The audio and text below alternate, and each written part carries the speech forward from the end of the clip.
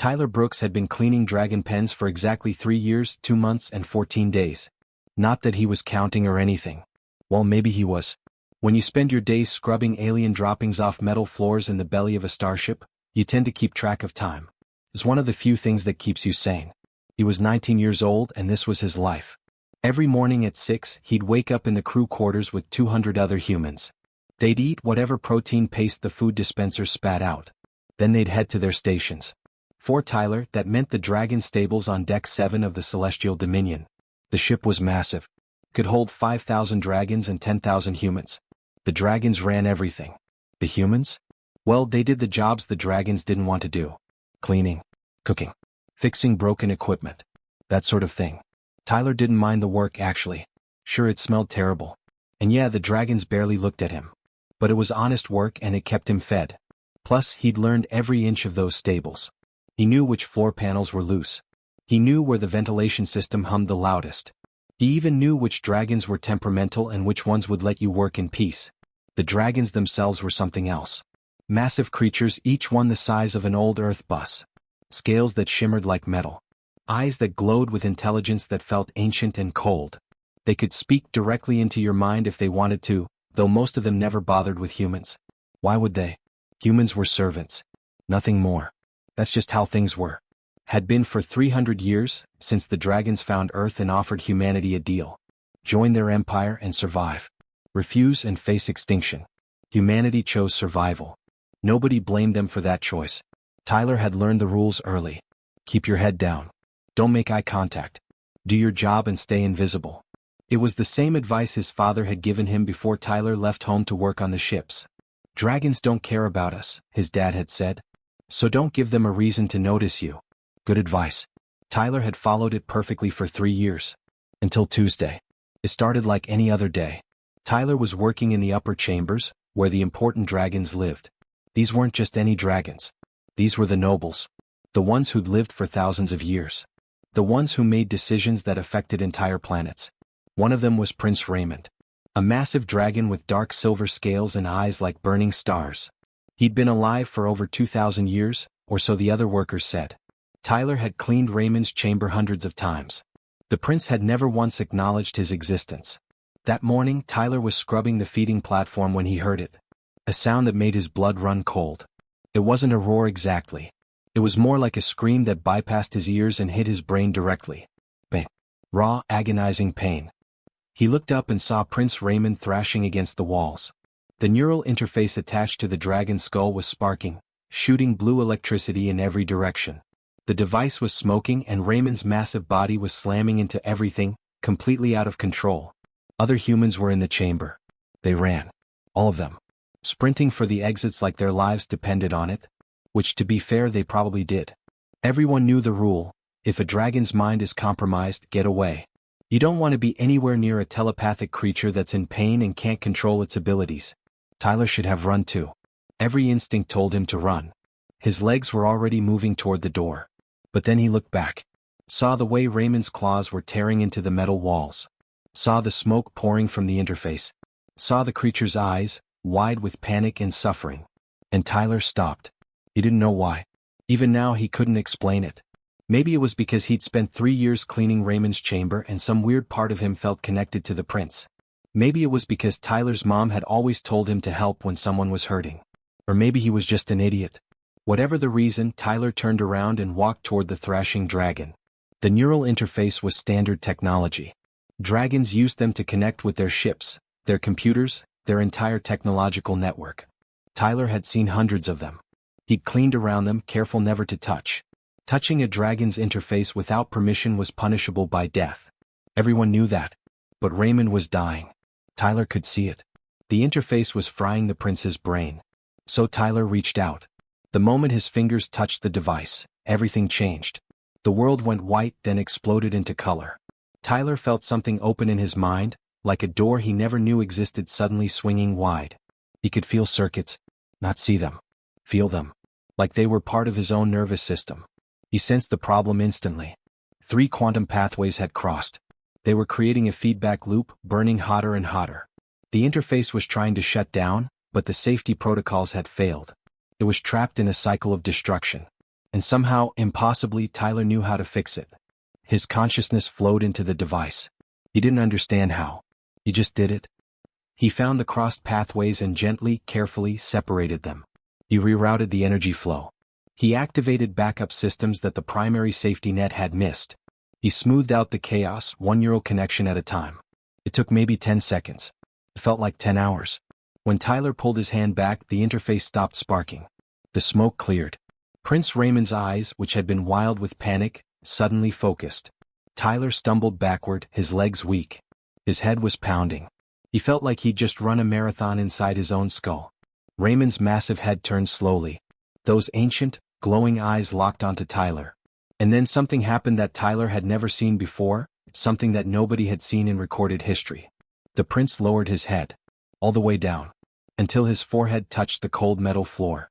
A voice filled Tyler's mind. Deep and gentle despite the power behind it. You touched my mind, human. You healed what our greatest engineers could not repair. How is this possible? Tyler's mouth opened. Nothing came out. He tried again. I don't know. I just felt it. The connections. I saw what was wrong and You saw. Raymond's mental voice carried wonder. And fear. Humans cannot see our neural pathways. They lack the resonance. They lack the gift. And yet you. Footsteps echoed in the corridor. Security was coming. Other dragons were arriving. Tyler could feel their minds now somehow. Dozens of them. All focused on him. All demanding to know what had just happened. Tyler looked at his hands. They were shaking. Something had changed inside him. Something huge. He didn't understand it yet, but he could feel it. His quiet, invisible life was over. Whatever happened next, nothing would ever be the same again. News spreads fast in space.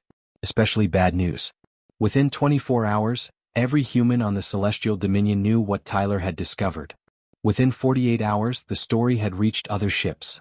Within a week, it was on every human colony across 40 star systems. Humanity's true history. The fact that they'd once ruled the stars. That the Dragon Empire was built on stolen human technology. That everything the dragons had told them for 3 centuries was a lie. Tyler wished he could take it back. Not the discovery itself, but what it unleashed. Because along with the truth came something dangerous. Hope. And hope, Tyler was learning, could be a weapon. He'd been moved to better quarters after the council meeting. Not quite luxury, but definitely better than the crew deck.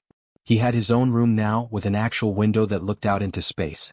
Prince Raymond had insisted on it, said something about Tyler being a person of significance now. Tyler hated it. He missed his old bunk. Missed being invisible. Commander Hayes visited him on the 8th day. She looked exhausted, with dark circles under her eyes. She sat down across from him without asking permission. They're talking about rebellion, she said quietly. Humans across the fleet. They think this changes everything. They want to fight back. Tyler's stomach twisted. That's insane. The dragons would crush us in hours. I know that. You know that. But people who've been oppressed for 300 years. She shook her head. They don't want to hear logic right now. They want revenge. They want their dignity back. What does the council say? Hayes laughed bitterly.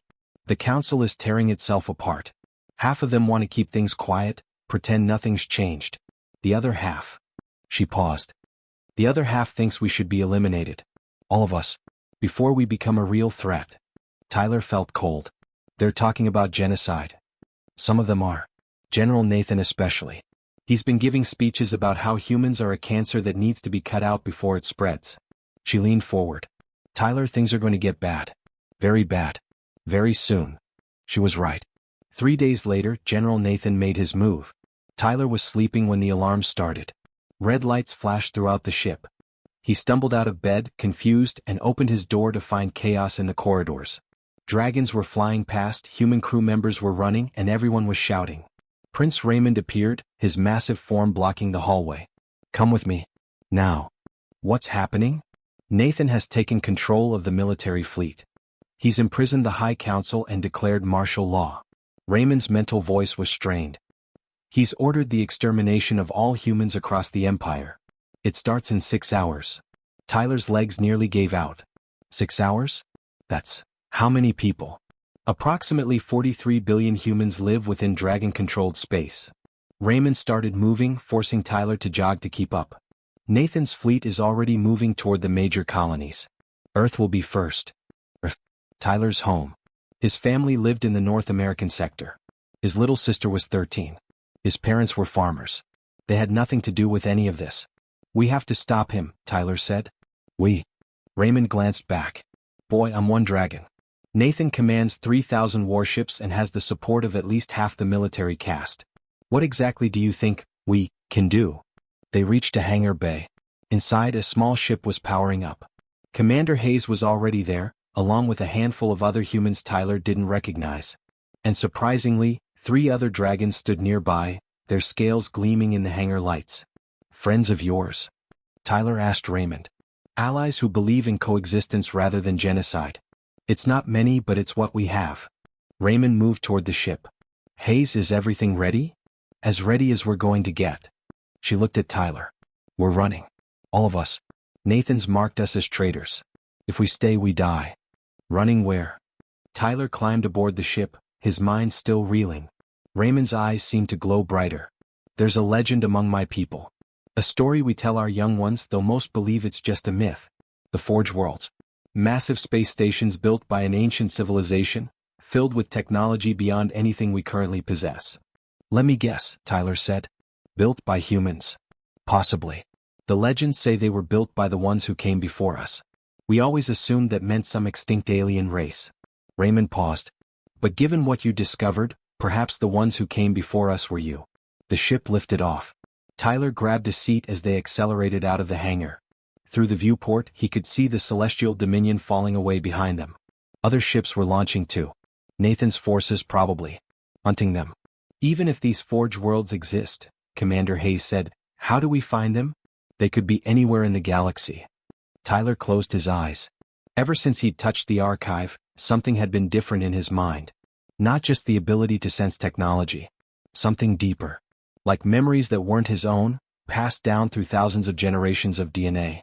He saw star patterns. Coordinates. A path through space that felt right even though he'd never traveled it before. I know where to go, he said quietly. I don't know how I know, but I do. It's like a map written in my genes.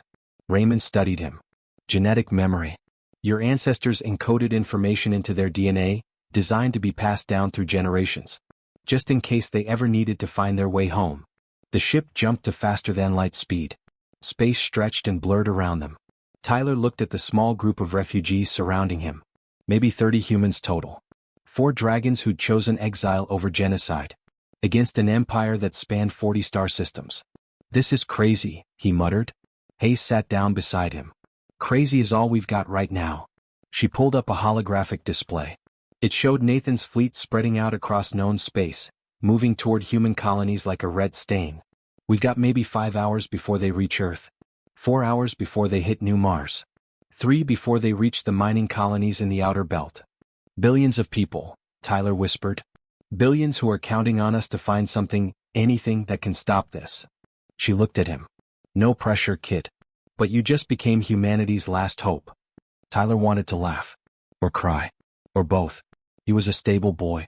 He'd spent 3 years cleaning dragon poop. And now he was supposed to save 43 billion people from extinction. Through the viewport, stars blurred past. Somewhere out there, his family was going about their day. Probably didn't even know what was coming yet. His sister would be at school. His mom would be tending the crops.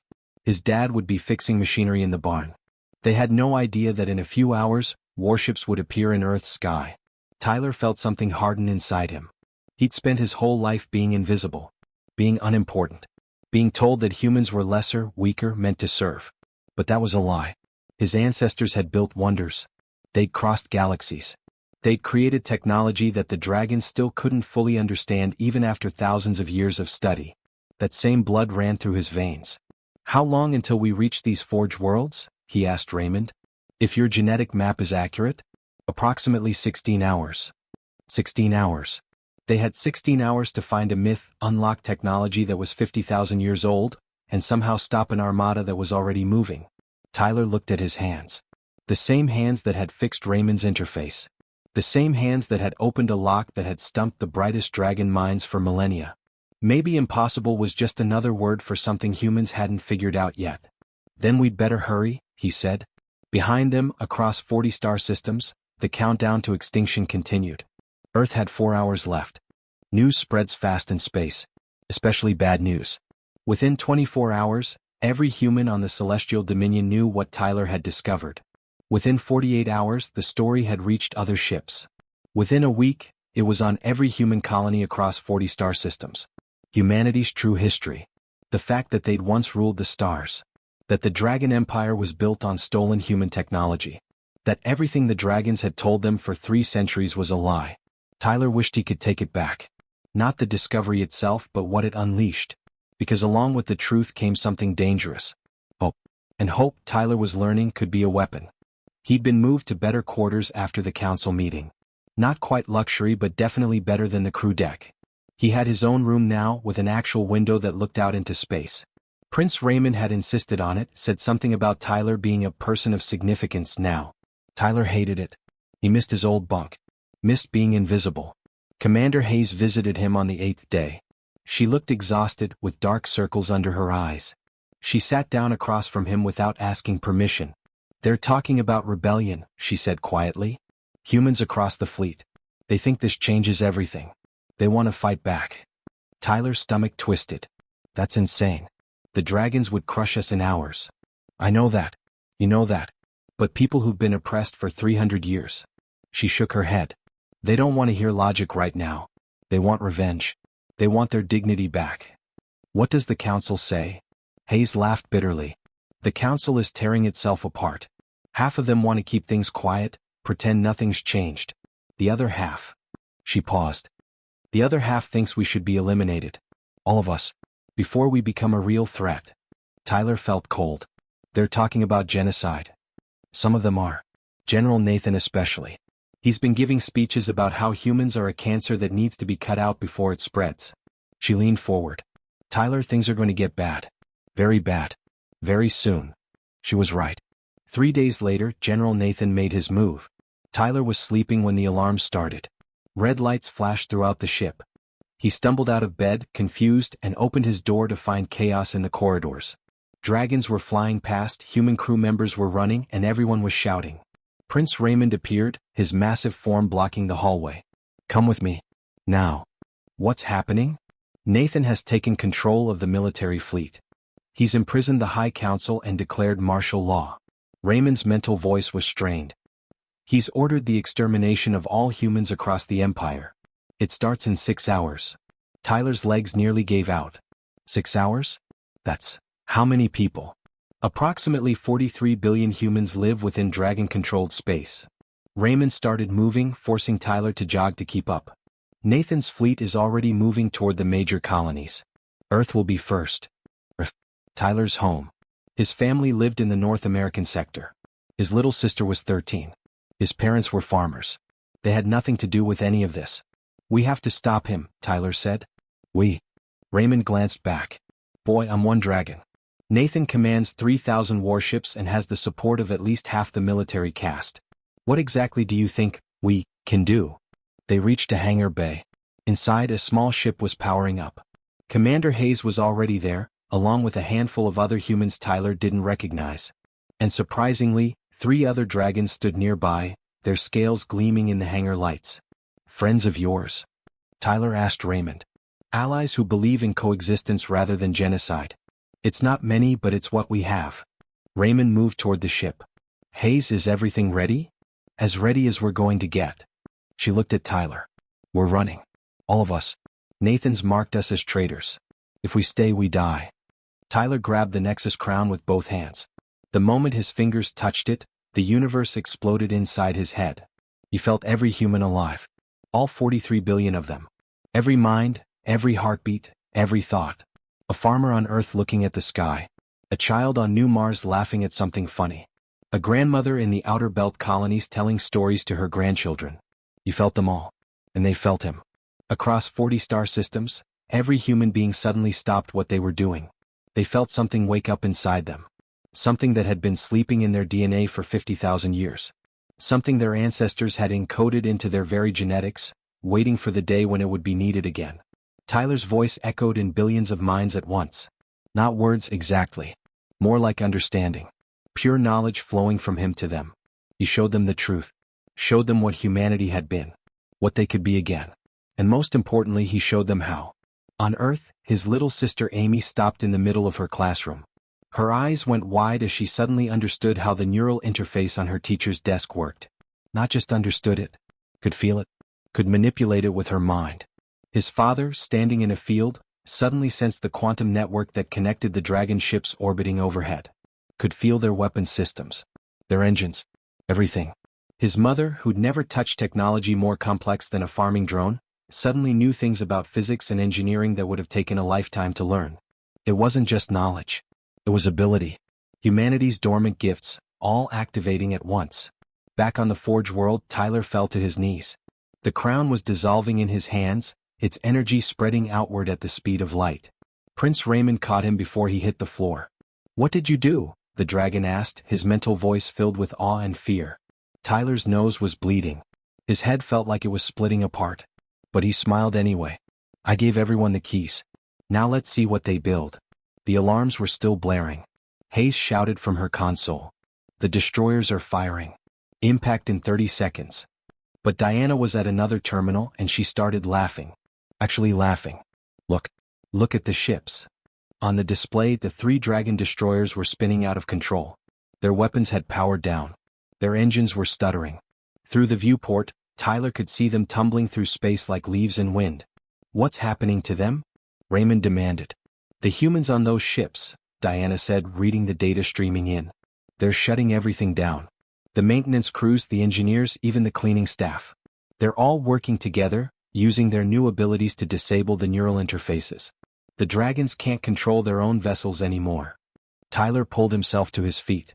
His head was still pounding, but he could feel it now. Could feel what was happening across the Empire. Billions of humans all awakening at once. And they weren't becoming warriors. They weren't attacking. They were doing something better. On Earth, as Nathan's fleet entered orbit, human technicians in the ground bases reached out with their minds. They touched the dragon ship systems.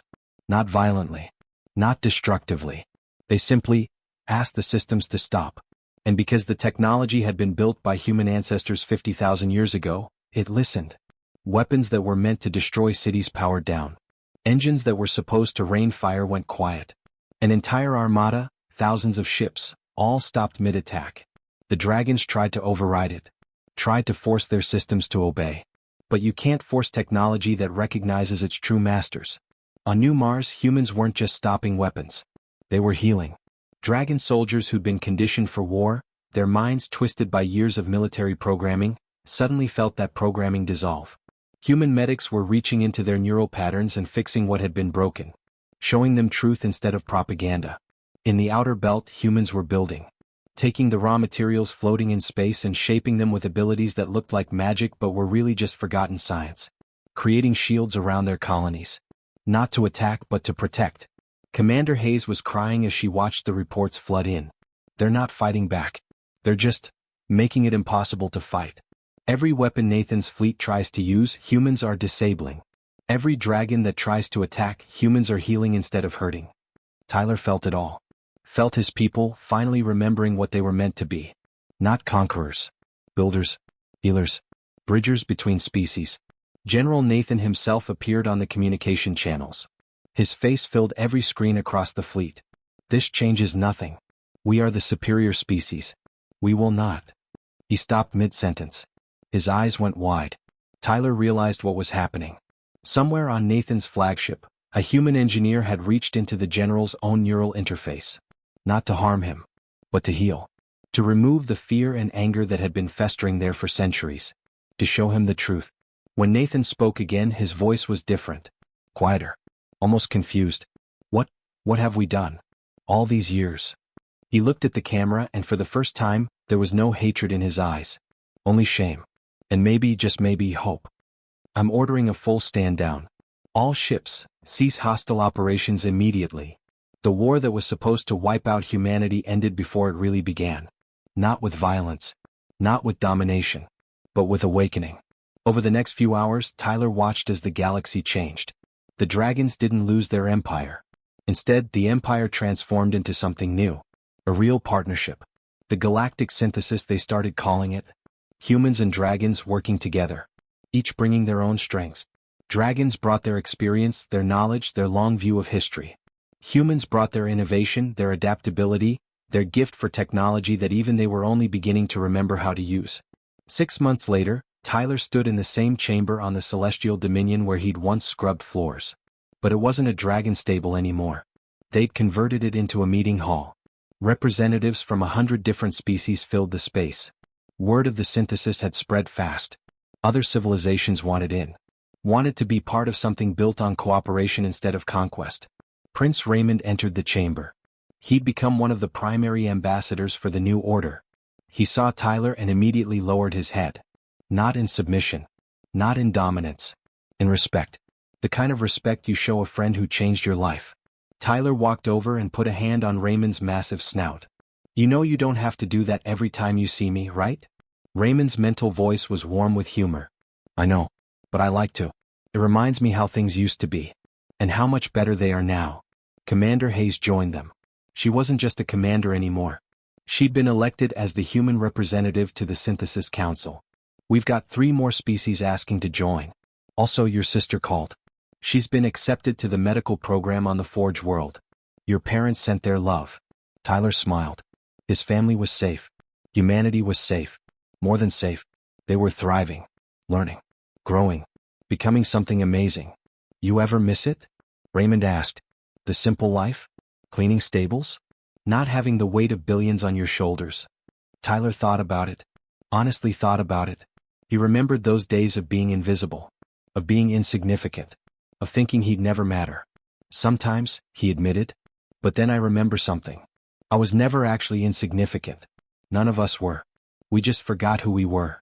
He looked around the chamber at all the different species working together. We all did.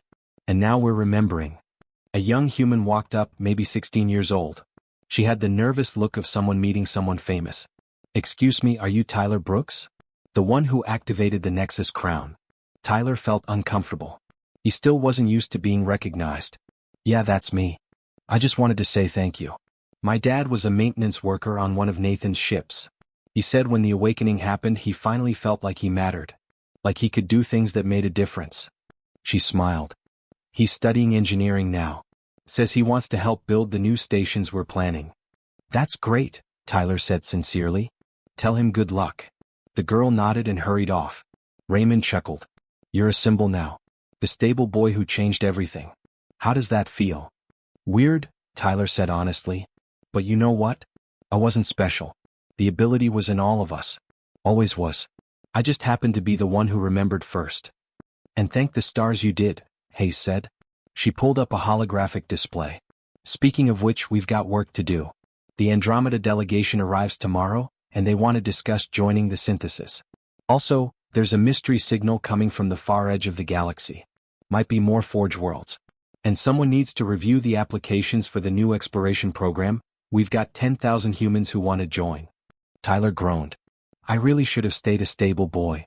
But he was grinning as he said it. They got to work. Planning. Building. Creating something new. And through the viewport Tyler could see stars. Billions of them. Each one possibly holding worlds where people were living, dreaming, hoping. Humanity had spent 300 years as servants. But that was over now. The second age of humanity had begun. And this time they wouldn't forget. This time they'd reach those stars together. Tyler's hands closed around the Nexus crown, and the universe turned inside out. It started as a whisper. Then a roar. Then something beyond sound altogether. He felt every human consciousness in the galaxy connect to his. 43 billion minds, all touching his at once. A farmer's wife on Earth making breakfast. A teenage boy on the mining colonies playing games with his friends. An elderly man on New Mars watching the sunrise through a dome window. Tyler felt them all. Every heartbeat. Every thought. Every dream. And through him they felt each other. The crown dissolved between his fingers, turning into pure light that shot outward faster than thought itself. It raced across the galaxy, jumping from star to star, finding every human being no matter where they were hiding. And when it touched them, something ancient woke up. On Earth, Tyler's little sister Amy was sitting in biology class when it happened. She gasped, and suddenly she could see things she'd never noticed before. The neural interface on her teacher's desk wasn't just a piece of technology anymore. She could feel it. Feel the quantum pathways inside it. Feel how it worked. And more than that, she knew she could change it. Could make it better. Could fix the glitch that had been bothering her teacher for weeks. She reached out with her mind, not her hand, and the device sparked once. Then hummed. Then worked perfectly. Her teacher stared. How did you? But Amy wasn't the only one. Every student in the class had felt the same awakening. They were all looking at their hands like they'd never seen them before. Because in a way they hadn't. They were seeing what their hands could really do. Across town, Tyler's father stood in his wheat field and suddenly understood things that should have been impossible. The Dragon Patrol ship flying overhead? He could sense its engines. Could feel the power flowing through its systems. Could trace every wire, every circuit, every connection. It wasn't magic. It was memory. His ancestors had built this kind of technology 50,000 years ago, and that knowledge was written into his DNA. It had just been sleeping. Until now. His mother was in the barn when the awakening hit her. She'd never been good with technology. Could barely operate the automated harvester. But suddenly she knew things about quantum mechanics and neural engineering that university professors spent lifetimes studying. She looked at the farming equipment around her and saw not just tools but possibilities. Ways to make them better. More efficient. More alive. This was happening everywhere. To everyone. Back on the Forge world, Tyler collapsed. Prince Raymond caught him before he hit the floor. Blood was running from Tyler's nose. His head felt like someone had split it open with an axe. But through the pain he was smiling. What have you done? Raymond's mental voice was filled with wonder and terror. Gave them back what they lost, Tyler managed to whisper. Gave them back themselves. Commander Hayes was shouting something about the incoming destroyers. 30 seconds until impact. But Diana was laughing at her console, which seemed insane given they were about to die. The destroyers. Diana called out. Look at them. On the view screen, the 3 Dragon warships that had been bearing down on them were spinning wildly. Their weapons had gone dark. Their engines were firing randomly. They tumbled through space like broken toys. What's happening? Raymond demanded. Tyler knew. He could feel it happening. On each of those ships there were human crew members. Maintenance workers. Engineers. Kitchen staff. People who'd been considered so unimportant that the Dragons barely remembered they existed. But now those humans were touching the ship's systems with their newly awakened minds. And the ships were responding. Because the technology remembered who had built it. Remembered its true creators. And it was choosing them. The humans weren't destroying anything. They were just asking the systems to stop. And the systems were listening. On Earth, General Nathan's armada was dropping out of faster-than-light travel. 3,000 warships, all armed to the teeth, all ready to burn human cities to ash. Nathan's face appeared on every screen, speaking to his fleet. Today we cleanse the galaxy of the human plague. Today we... He never finished the sentence. On Earth's surface, in the control centers and power stations and communication hubs, humans were waking up. Technicians who'd spent their lives fixing Dragon equipment suddenly realized they could do so much more than fix it. They could talk to it, command it, make it obey. They reached out with their minds toward the fleet overhead. Touched the weapon systems, the engines, the life support. And they didn't attack. They didn't shut anything down that would hurt the Dragons inside. They simply disabled the weapons. Made it impossible for the ships to fire. Made it impossible for them to hurt anyone. Nathan tried to override the commands. Tried to force his ships to obey. But you can't override the original programmers. You can't force technology to betray its creators. One by one, every ship in the armada went quiet. Weapons powered down. Targeting systems refused to lock on. Some ships even started turning around, heading away from Earth, piloted by confused Dragons who couldn't understand why their vessels wouldn't obey them anymore. But the awakening did something more than just stop weapons. On Nathan's flagship, there was a human woman named Kelly who cleaned the command deck. She'd been invisible to the Dragon officers for 15 years. They'd never even learned her name. Now she walked up to General Nathan himself. He was roaring at his control panels, demanding to know why nothing was working. Kelly reached out and touched his shoulder. Nathan spun around, ready to strike her. But then she touched his mind. She didn't attack it. Didn't hurt him. Instead, she healed something that had been broken inside him for centuries. She found the fear that had turned into hatred. Found the propaganda that had twisted his thoughts. Found the pain that had made him cruel. And gently, carefully, she smoothed it all away. Nathan staggered backward. His eyes were wide. What did you do to me? Showed you the truth, Kelly said quietly. That's all.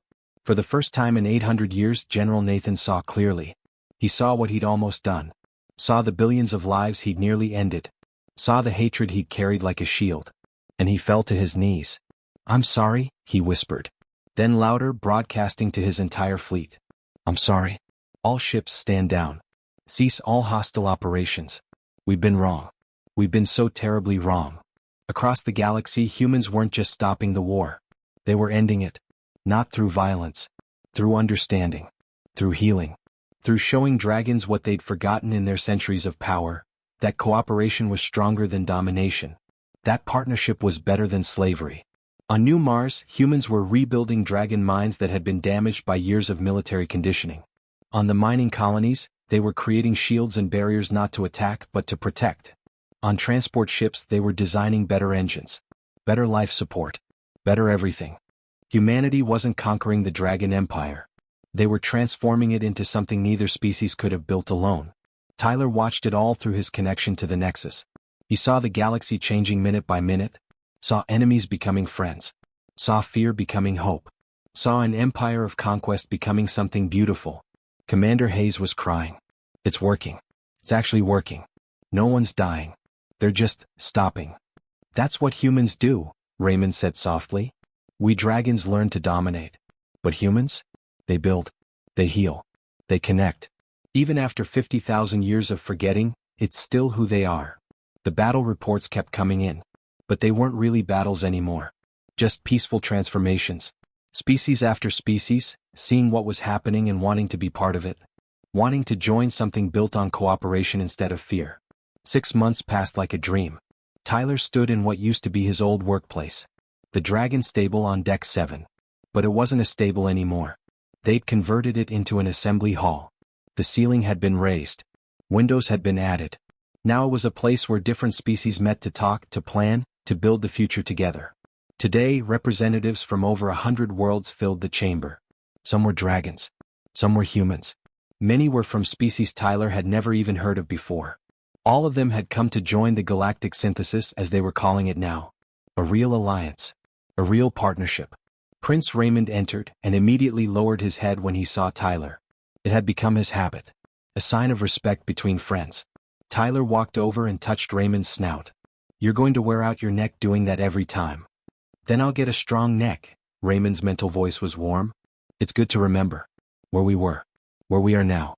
How much better everything is." Commander Hayes approached.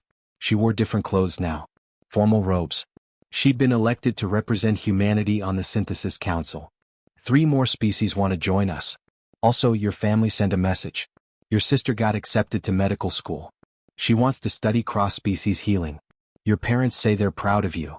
Tyler felt his throat tighten. His family was safe. His people were safe. More than safe. They were thriving. "Do you miss it?" Raymond asked. "When things were simpler. When you were just cleaning stables?" Tyler considered the question honestly. "Sometimes I miss being nobody. Being invisible. Not having everyone expect things from me." "You were never nobody," Raymond said firmly. "You just didn't know who you were yet. None of you did." A young human approached nervously. She couldn't have been more than 17. "Excuse me, are you Tyler Brooks?" "That's me," Tyler said, still uncomfortable with being recognized. "My mom worked on one of the attack ships. She said when the awakening happened, she felt important for the first time in her life. Like she actually mattered." The girl smiled. "She's training to be an engineer now. She wants to help design the new space stations." "That's wonderful," Tyler said. "Tell her I said good luck." The girl thanked him and hurried off. Raymond chuckled. "The stable boy who saved the galaxy. They're going to write songs about you. Please don't let them do that." Tyler groaned. But he was smiling. Hayes pulled up a holographic display. "We've got work to do. The Andromeda delegation arrives tomorrow. Also, we're getting strange signals from the edge of the galaxy. Might be more Forge worlds. And we need to review 10,000 applications for the new exploration program." Tyler looked at the work ahead of them. Looked at the stars through the viewport. Looked at Raymond and Hayes and all the others who'd become his family. "You know what?" he said. "I'm glad I'm not just a stable boy anymore." "Why's that?" Raymond asked. "Because this." Tyler gestured at the chamber, at the species working together, at the galaxy they were building. "This is so much better." He'd started as a servant. Ended as a symbol. But really he was just Tyler. A A human who remembered what his species was capable of when they stopped being afraid. Humanity had slept for 50,000 years. But they were awake now. And they were never going back to sleep again.